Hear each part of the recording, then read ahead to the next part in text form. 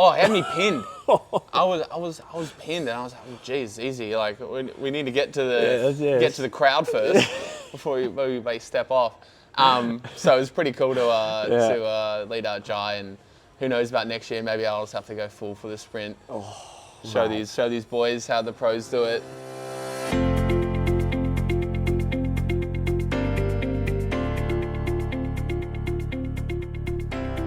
G'day legends, and welcome back to the ProCycling Podcast presented by Zwift, episode 91, and our guest today is Sam Welsford from Bora Hansgrohe.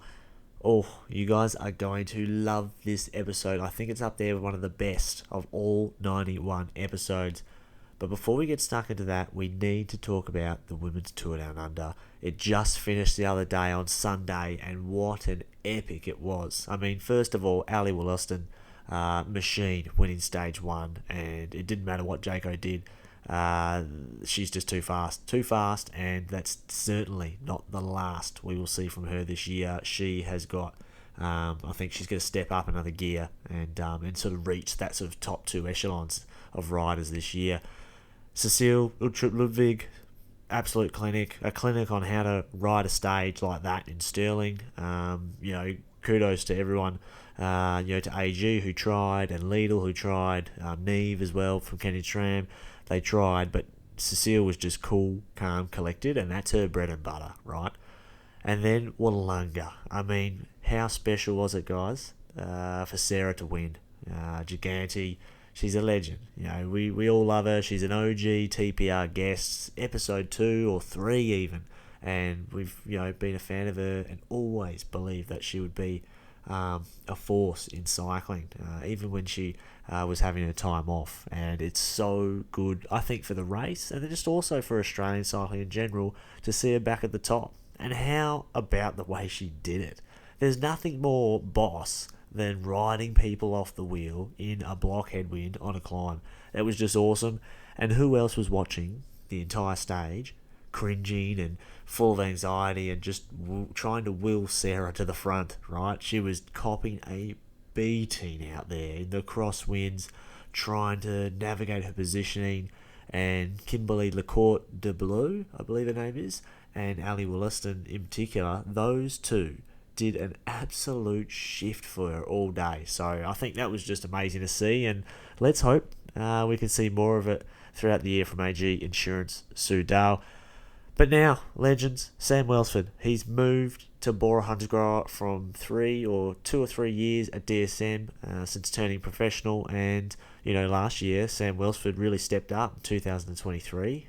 He sort of went to that next level where in sort of easier stage races and 1 week stage races, he was beating Jakobsen, he was competing and beating Philipsen. He can compete with the fastest in the world. He's just got to fill in that base and endurance now.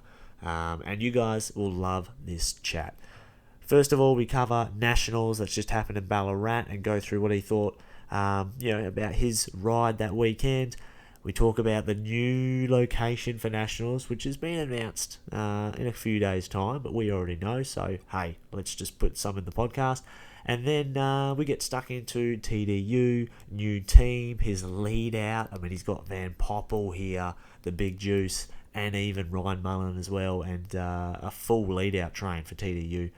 And we also talk about Paris Olympics and Sam's ambitions for that. And, this is the beauty of the Tour Down Under, guys, and one of the few times of the year that TPR can do its interviews in person. And especially when you know someone a little bit, it makes it a lot easier as well. And I think you guys will see it's a really nice and fun interview. So shout out to Sam. He is a legend. We hope he can get a stage at TDU. No doubt Caleb Ewan and him going to go, well, they're going to go toe-to-toe, and Viviani as well. They'll all be sniffing around there. So, legends, before we get stuck into this, you can win. Okay, you can win a Bora Hansgrohe Le Col rain jacket. Now, this is a size medium, a men's. It's a ripping kit. You can win this. All you have to do is just comment on the Instagram post for this episode. You'll see it on the Instagram at the ProCycling Podcast. Comment, something that's going to make me smile, something that's going to make me laugh. A fire emoji ain't going to win you this kit. You got to give me something, okay? I don't mind references to old podcasts. I don't mind funny terms, anything. Just you want to win it, you got to put the work in the comments. And of course, make sure you're following ProCycling Kit Sales and the podcast, obviously. And if you go to ProCycling Kit Sales, they've got unreal amounts of pro-issued kit from the riders themselves. We can't say who they're from, but this particular rider who owned this Bora kit and didn't use it, he's one of the sprinters at Bora. So you can guess that one. But you can go to the website and use TPR10, get 10% off. Seriously, check out the stuff because it's not mega expensive. It's actually way cheaper than a $380 pair of map bibs. Which, by the way, that's actually, map's very good stuff. And what else is happening? Oh, yes, so at TDU, I just did a few things today in the village. Shout out to everyone who joined me for the FE Sports Lidl Trek panel. We had Quinn Simmons, Bolka Mollema, Brody Chapman, and Amanda Spratt. That was super cool, and everyone got a signed bottle as well, which was really nice of them. So shout out to FE Sports, and shout out to one of the sponsors of this summer season, BIKE RAKZ, which is one of the products underneath the FE banner. And BIKE RAKZ is like your storage solution, indoors and outdoors for your bike. And you can use TPR20, you get 20% off. And look, these are great. And if you're at TDU, you can actually go into the Bike Expo area and you can get, you can see the BIKE RAKZ products on the wall and just see how they work and how they look, see if they suit your home or your bike room. But check them out, and if you want to support the podcast, that is one way you can do it, by buying their stuff. And finally, Zwift. Legends, Zwift are the sponsor of the Young Riders jersey here at 2DU, and also one of the sponsors of the car park climb as well. So if you're in Adelaide, head to the car park climb. I believe it is this Saturday or Friday. Check the calendar, and we'll be doing lots of giveaways, prizes, etc. And you can also check out Zwift in the expo room as well, and try out the kicker bike. You gotta feel this thing. It's absolutely amazing, the road feel. Okay, legends, thanks for listening. It's time to get into Sam Welsford, episode 91, the boy from Bora Hansgrohe. I'll see you on the other side.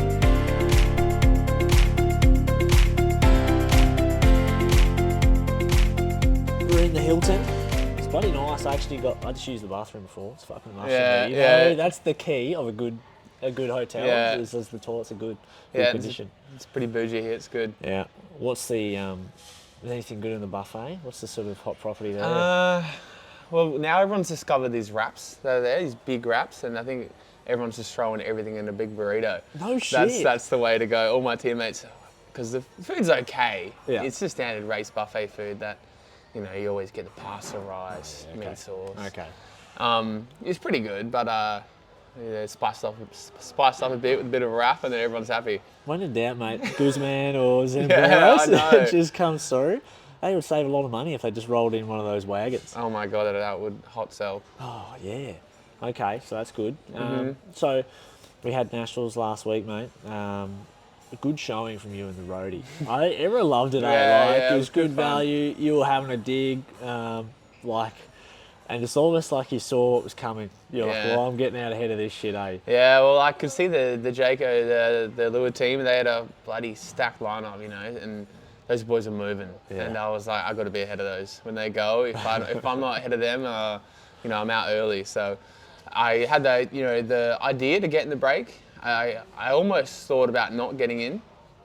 But then when I saw him jumping, I couldn't really help myself. It was too fun, and I was out there with Kell O'Brien. We were having a good fun in the break, and it didn't stop. Like there was no settling in the break where they just rode and then tried to get deep in the race because the break was so strong. We had Kell was there, Clarkey, and then I think the other boys weren't happy that Clarkey was there because obviously he did well last year, so they were going pretty full biscuit out there trying to get away from that group. And I guess I was invested in getting away from them too because I wanted a head start when they came across. It kicks off. Yeah. What surprised me was that maybe a second or third lap and you guys kind of had your 15, 16. Platt wasn't there. No. When did he arrive? I don't know. I said this to a few boys. He just teleported, He teleported to my back wheel, and I looked back and a few people asked me what I said to him. I I was like, what are you doing here? Literally, It was like lap 6 or something, and I heard they ripped it in the bunch on the climb, and then Plappy just went over the top, and he came, and I was telling him, I was like, go back, go back, it's too early for this. Well, when he went past the finish line, I was like calling out all the names, and I was going through all of them, and I was like, yeah, the Hurricane, Welsford, Storos, all there, and then on the back, and he looked back, the old Luke looks back at me, and he smiles. I was like, where did you actually come from? I don't know. I saw him come into the uni, and I looked back with disbelief. I was like, no way, he's come across already. Oh, man. Did you see? Was Mitch there on the climb with the chainsaw? Yeah, with the chainsaw. That was epic. The crowd's always good on Buninyong, and that's why I like it. It's not the course doesn't suit me, but like I get involved and have a good crack, and they say that anyone could win there, and possibly maybe not the pure sprinters, especially with the likes with Plappy there and those boys. It's pretty hard, but as long as you're in part of the race and you have a crack at it, you can go home at the end of the day, crack open a beer and be like, I had a fair crack at that. Yeah, had a decent go. And it's also just a good vibe. The crowds are so good. They're handing me drinks and handing me food. And when I was out the arse, I punched it out of the chase group. Oh shit! I got dropped a few times, but then I could always ride back on over the top. Yeah. I think my legs started to run out from playing the games early. And then I remember seeing you at the start-finish line, and I was my legs are blowing up. But yeah, I was happy to be out there, get a good training day for TDU, and just get the systems all firing. Yeah, well, you said I was watching you as the commissaire started calling in like the peloton. There's 15, 20 riders left, and I saw you were disappointed. I thought, fuck, you would have loved to just finish the training day off. Yeah, right? That's right. And we were ahead of the peloton, and I was hoping, there's 2-3 laps to go. Yeah. If they catch us, we'll just move over, because they were like 6 minutes up on the chase group, which probably didn't help our case. They were probably almost catching us. Yeah. I think that's also a bit of the double-edged sword with the course is when you got a circuit it's a circuit like that, they come around so quick, and they need the road closures to get cars out. And this is how I spoke to McGrory about it, and he listened pretty well about what we can do better in getting people to finish, because there's only like 16, 17 finishes in the end. Sheet, doesn't it? Yeah, I mean, fair enough to the bunch, the wheelies on the climbs, they're out of it, and I don't think they wanted to finish. But a few guys who were invested early to try and get ahead of it, For sure. With 3 laps to go, you think, maybe I can just charge around for another 2 laps, and then it's it. It's like when someone gets like out of the time limit for Roubaix or something, but they've been in the break all day. It's like, come on, we'll give them a spell. Yeah, I mean, they had the 10-minute cutoff rule around the circuit for the traffic, but if that was an open race, that would be 20 to 30-minute time limit. So the Fondo got a bit of leeway with you guys. I know. 5 laps. But nonetheless, it was still a really good day, and I love having a bash around there in the break with the skinny boys. It was good.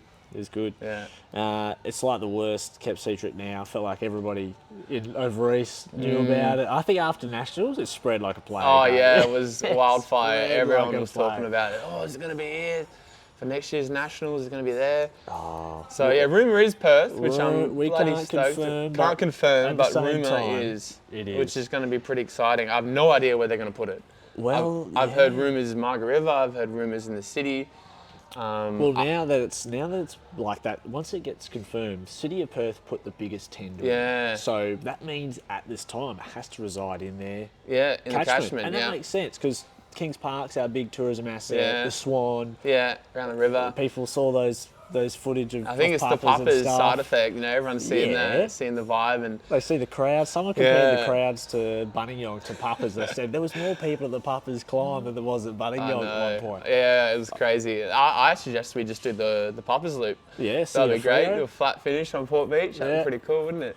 Well, it can go anywhere once it's been announced, because some other city can go, right, City of Freo's going, oh, it's confirmed. Well, then here's a couple hundred, here's 500,000. We'll take it. So it's like highest bidder. But like for WA, all of our junior athletes, when you were a junior, when Jai was a junior, everyone else, Jess as well, and everyone, under 15s, 17s, and then 19s, 23s, we've had to make the travel, not just for nationals, but always for NRS or for junior track or I remember back in the day, when I was in the junior ranks, Canberra Tour, all these nationals that were over East, and it's a bit of a travel, but it's nothing you're not really used to. It's not too far, and I guess people flow 30 hours to get here for this race. It's not too mad, but we had to do it for years and years. So about time they had a taste of our medicine. So. We get the dues, and I was talking to a few of the boys. They're keen to come around the 26th and just make sure you do a Christmas in WA. A few guys are really keen to come out for the Papa's Ride and do a little pre-nationals hit out there, which I think would be really cool. I think if they throw a crit series on, like the BIKE RAKZ there, imagine that. Like Perth used to have the Perth crit series, which was amazing. Like used to get all the interstate boys over and be really good racing, but unfortunately with the road closures and stuff in Perth, it's super hard unless you have a lot of funding backing and the council and so stuff. Expensive. So that'd be really cool. Imagine that, like a Perth BIKE RAKZ or something like that. Because that's I also said to the organisers at Nationals, I said, my legs didn't feel like race ready in the crit. Like the crit was a hard day, and I was like, you know what we need? We need BIKE RAKZ back on. That was the full opener. That was the opener, I mean, I was lucky enough to win the series once, and to race it was really, really fun for everyone, I think. Oh, it's elite. Yeah. And I was talking to Phil Liggett this morning because he was there for the last one. I was there as well, and he was disappointed it wasn't on, but it just ran out of room. You know? It was very tight with nationals early. On the 5th and the 7th. We started last year, New Year's Day. It was the first race. There's opening the legs, and there's opening the legs on fucking That's New early. Year's Day. Yeah, that's early. But I did hear a rumour that the Burnie wheel race is going to come to Perth. So they'll wind up a track race, a track meet and that just gives that enticement for people to come around. Yeah, it could be cool. So that's what I heard from an official. But anyway, I think it's good, and 3 years I think is to go, and I guess we'll see where it's at, mate. But I'm really excited for it. Yeah.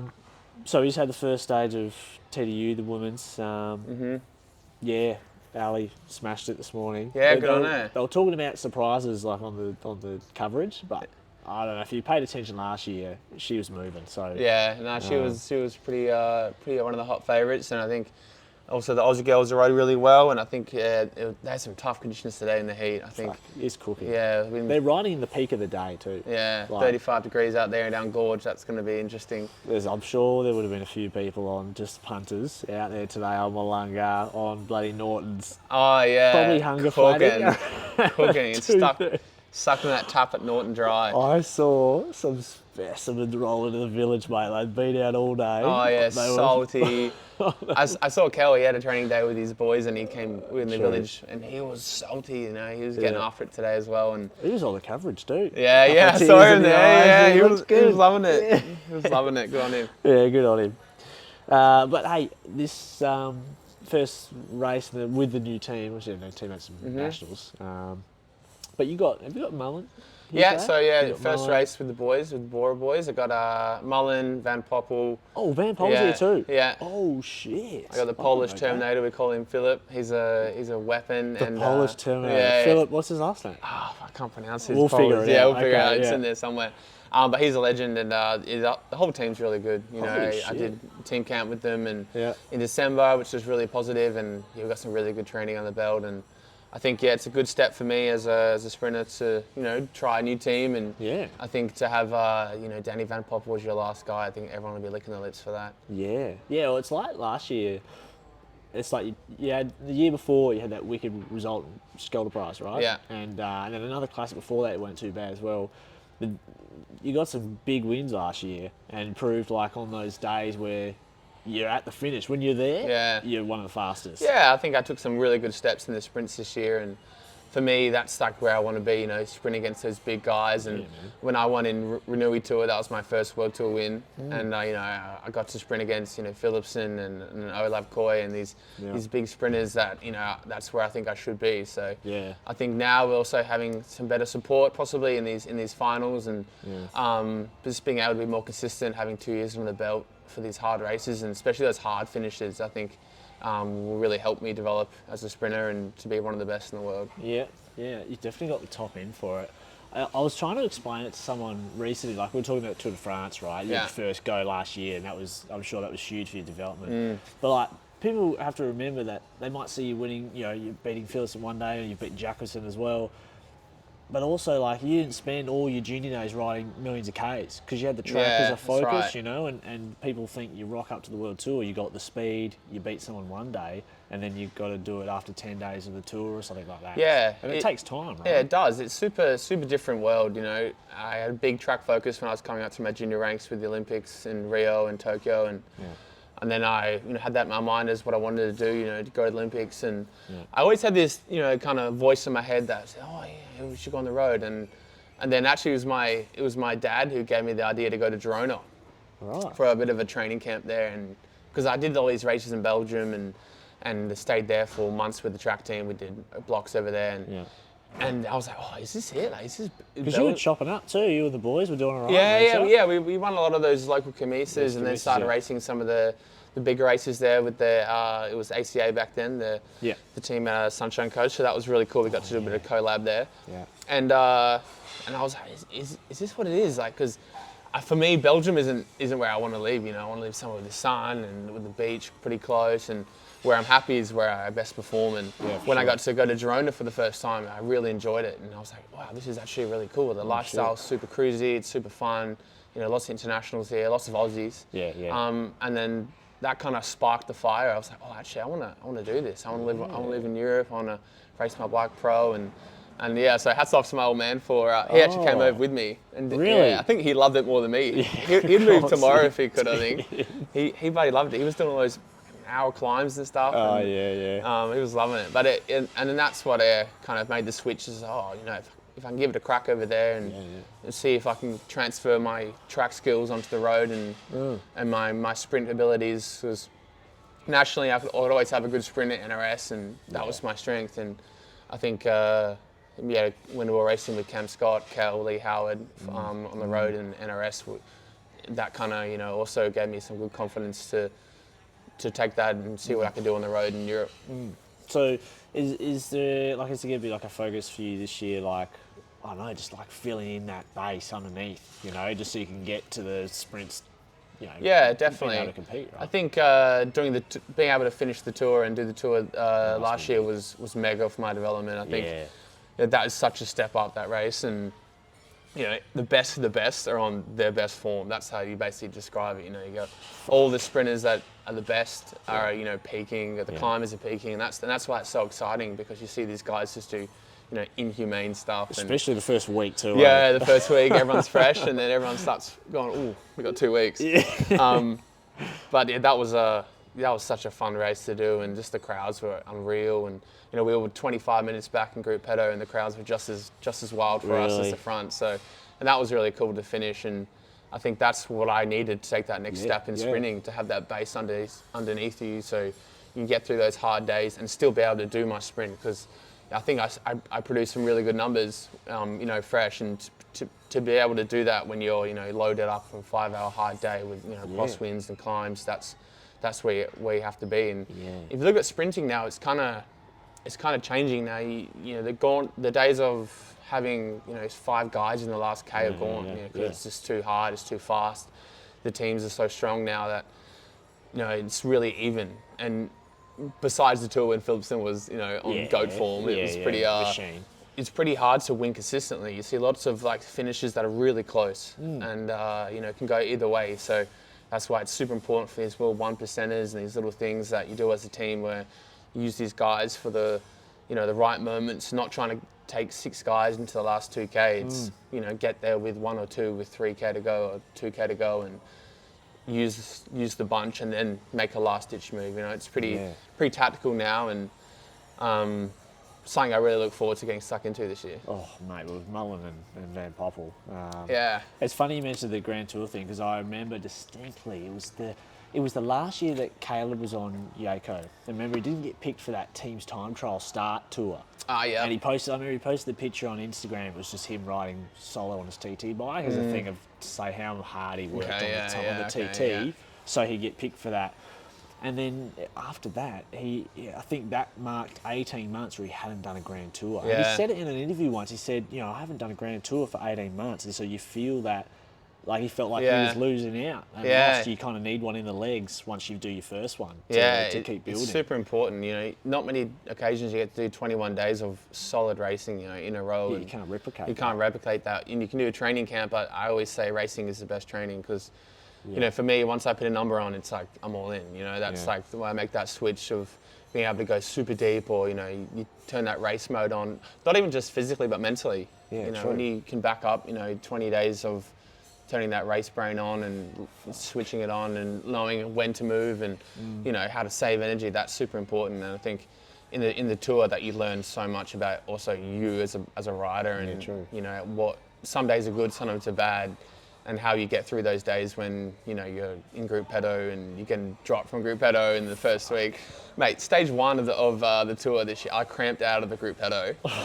It was like maybe 30k to go, and I was with Edmo. That's right, yeah. Edmo did a ripper job for me all the tour. He was like my my bodyguard. I say, yeah. He was looking after me really well. And this one day, it was super hot. It was when we started in the Basque Country, and it was bloody tough as guts.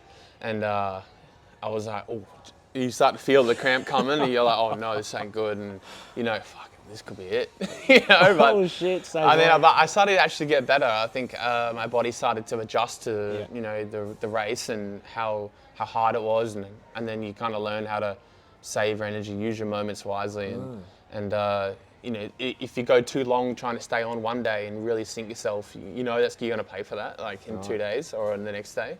So it's all about the days that you're not, you know, a climber day where you just have to get through, about saving as much as you can. You know when to pull the ripcord. Yeah, know when to pull the ripcord and not getting sucked into trying to, you know, do too much because, you know, every bit you do is going to catches up with you at some point in the tour. It's an interesting game. Oh my god, yeah, that's epic to watch.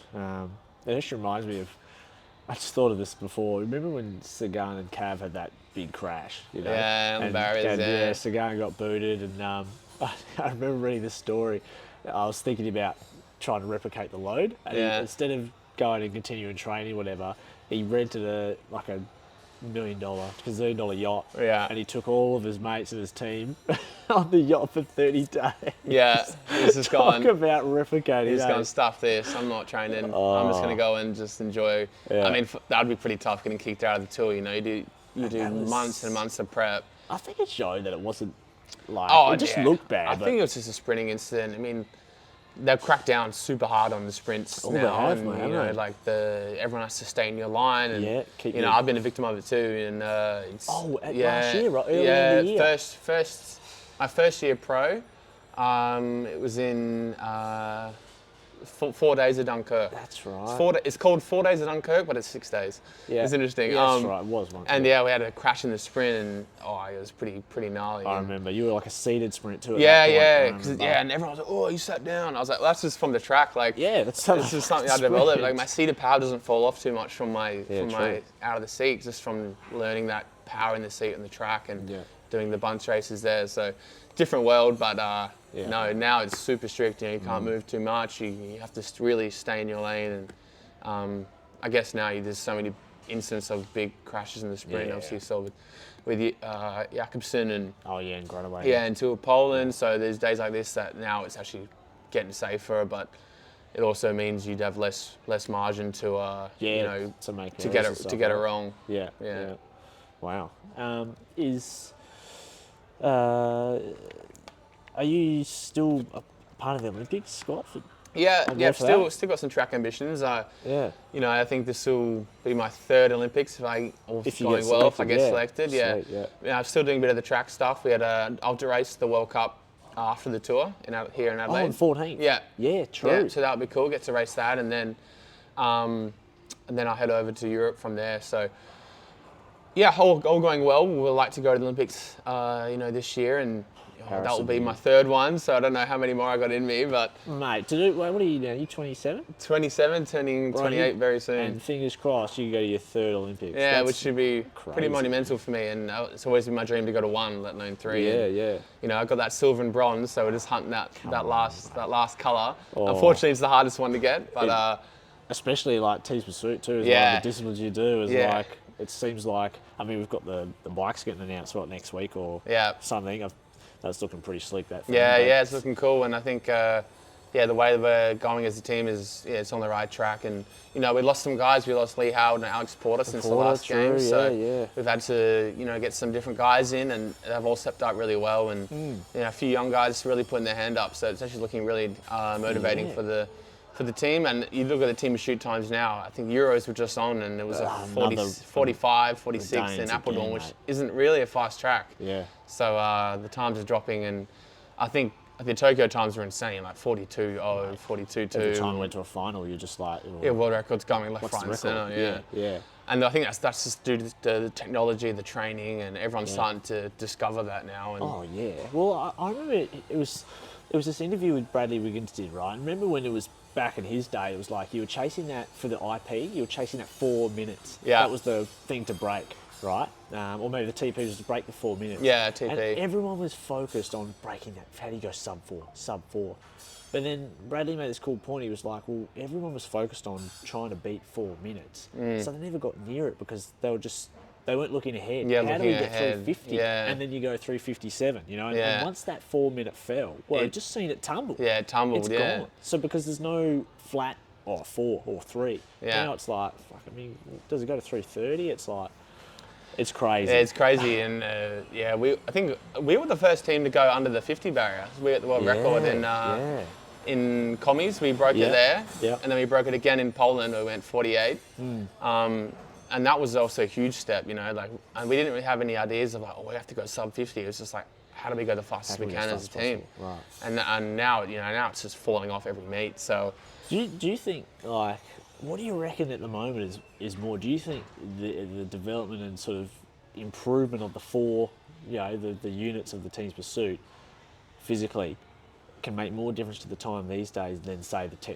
technological advancements? Yeah. Which one do you think is actually pulling the most weight now? It's actually pretty close now, I think. It's super heavily CDA, aerodynamics, You look at these guys, some of these guys, the heads are on the ground, basically, and you can't see bloody jack shit. The last couple we've seen. Yeah, you've seen so many incidents like this. Because everyone knows how important that is. You can save 20 watts here. That makes such a big difference for your second turn or your recovery on the wheel. But I think now people are starting to discover, the bigger gears and because you can basically less revolutions on the pedals, you can probably go faster with, more strength. But then the fitness side comes in with the road base, because you saw in Tokyo, I think, 10 out of the 12 guys on the podium were road professionals. In the TP, and I think the full Madison team were road pros. So it's kind of goes in waves of being more towards the track specific guys, and then leaning towards more being road fit, because everyone can do a good first turn of the top guys, at 13.5 or 13.6, which is super fast. And it's all about that second turn now, and you see a lot of guys fading off in that second turn, and that's where the recovery on the wheel you have to recover on the wheel at sub 400 watts, 380, and then have to do another turn at 680, 700 watts on the front. So being able to recover, it really relies on that kind of road base and that fitness and that aerobic kind of system working in a good way. Yeah. A bit more than the strength side, I'd say now. So it's really important, and it's interesting to see the way that Team Shoot's trending now. Fuck. Even the changes too. Changes used to change heaps. You see these monsters, like you start doing the final turn. Yeah. Garner doing, Diget, they're doing these huge. Long turns, because every time you swing up, you lose 0.1 of a second, because obviously you're losing the position a meter ahead. So now it's, how can we minimise the loss of a swing by doing longer? Yeah. But then you also have the other side of that. If I go too long, do I slow down too much?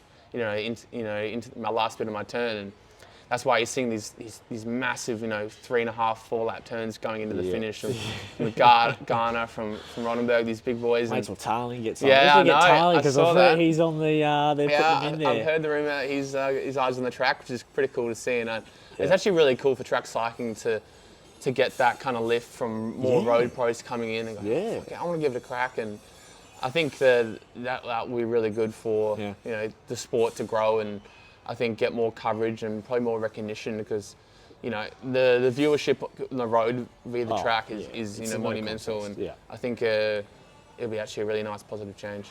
I agree. Finally, let's go into some of the questions people sent in. Yeah. I think it was a couple of OKs, but we can do better. Yeah. We can do better. Well, first of all, why do they call you the Wombat in WA? The Wombat, actually, that And originated. who gave the nickname? I think it was Heppy.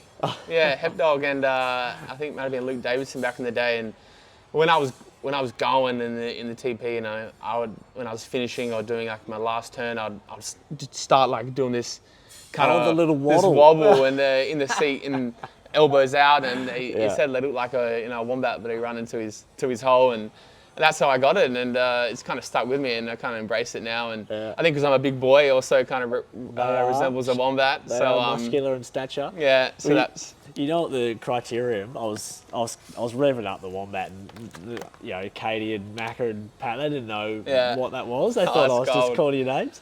And I said, I was looking through the start list. I was trying to find a Tasmanian because the only prey for a wombat is Tasmanian. Devil, If at any point there was some Tassie on your wheel, I was going to be like, here comes the wombat, and behind him, it's the only predator. It's the Tasmanian. Yeah, that's it was. good. That's but class. It didn't happen. Okay, Jano says, what are you looking forward to most that you've joined Bora?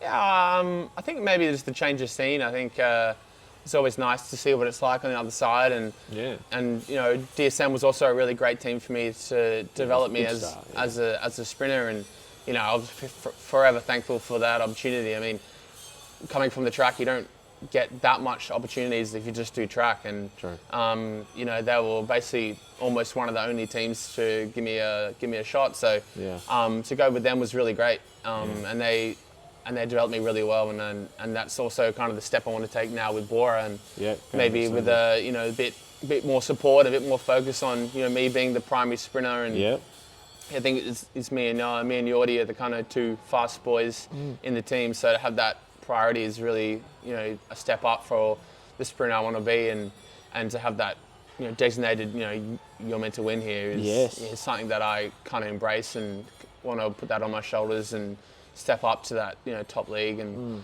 I think also just using the full team, and support system's really good here. The staff are amazing.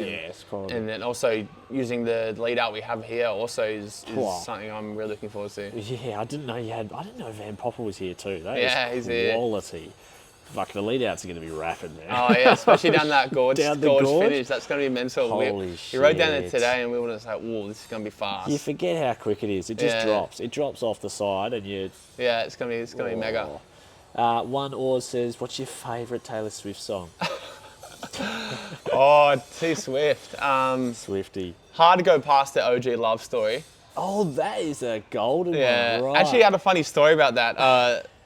I fell asleep when I was back in high school. I fell asleep with that song on a repeat.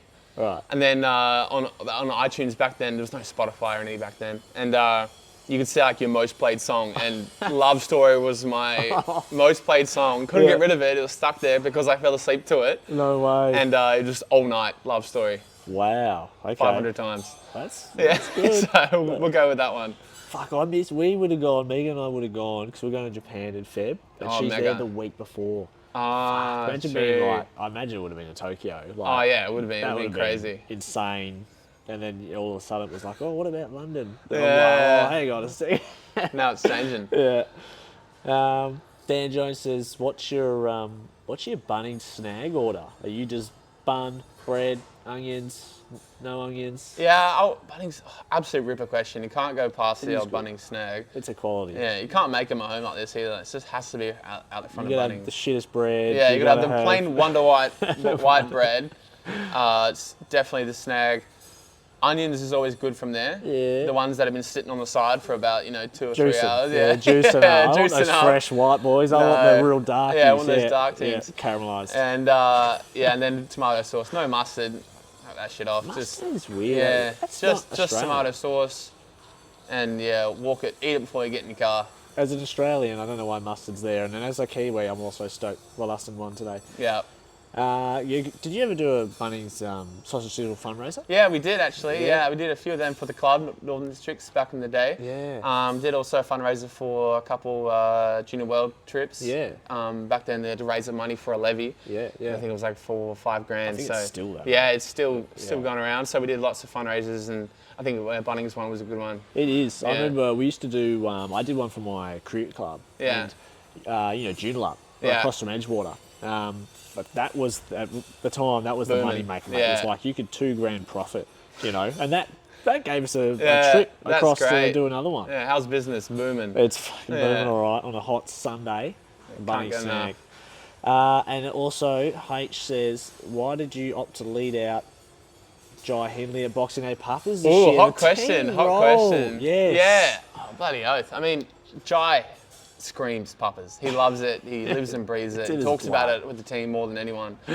And, he had a stellar year last year, taking the yellow. And I was like, what would be bloody cool if he gets up here. And it was a pretty close sprint with him and he kicked off the wheel too, proper. Yeah, like Johnny Carter did a good lead out. And for me, he asked me, do you want to lead out? And I was like, around that turn, man, he had me pinned. I was pinned, and I was like, geez, easy. Like we need to get to the crowd first before we step off. So it was pretty cool to lead out Jai, and who knows about next year? Maybe I'll just have to go full for the sprint. Show these boys how the pros do it. Mate, we're gonna need a media car or something because there was that many people trying to get. We're gonna need barriers, I reckon. Like, I was talking to Jai, and he was like, I couldn't even see the finish line.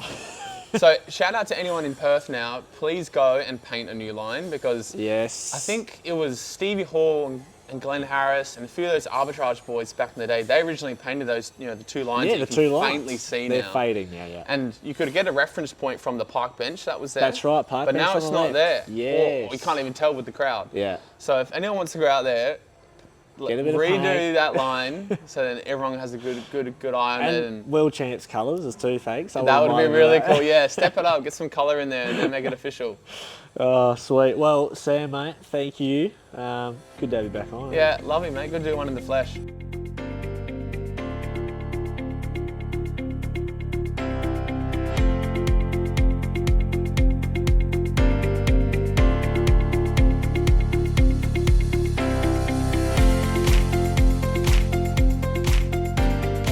All right, legend, that's another episode of the Press Room Podcast done and dusted. Thank you so much for listening. Don't forget to leave a rating or review on Spotify or Apple. Big shout out to Sam Welsford. Big shout out to Zwift, our title sponsor. We'll have a couple more episodes coming for the rest of the TDU. I hope you're enjoying this coverage, and legends, we're only just getting started. It's a big year to come for TPR, and I'll see you on the next episode.